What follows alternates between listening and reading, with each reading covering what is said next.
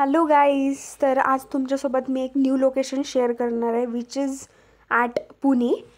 So stay tune with me.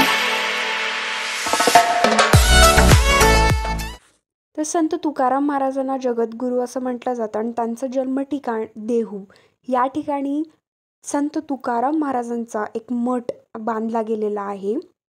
आपलं जे main Dehu ठिकाण आहे, ज्या ठिकाणाहून त्यांचं घर वाडा वगैरे जे प्लेसेस आहेत त्या ठिकाणच्या एक्झॅक्ट अपोजिट हे त्यांचा मठ बांधला गेलेला आहे. आणि त्यांचं मंदिर किंवा त्यांचं जे जन्मघर वगैरे आहे त्याचा पण डिटेल व्हिडिओ माझ्या चॅनलवरती आहे, so do check it now. तर त्या देहू याचे तिथे जी कमान दिसते, जी मी मगाशी व्हिडिओमध्ये दाखवलं, तिथून एक 1.5-2 किलोमीटर आत चालत गेल्यानंतर हा संत तुकाराम महाराजांचा मठ आपल्याला पाहायला मिळतो. तर हा ॲक्च्युली आत्ताच असं लेटेस्ट एक कन्स्ट्रक्शन आहे.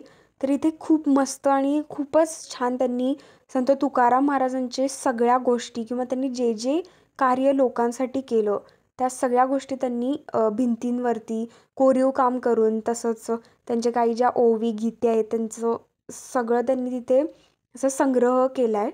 आणि हा इथे मठ आहे.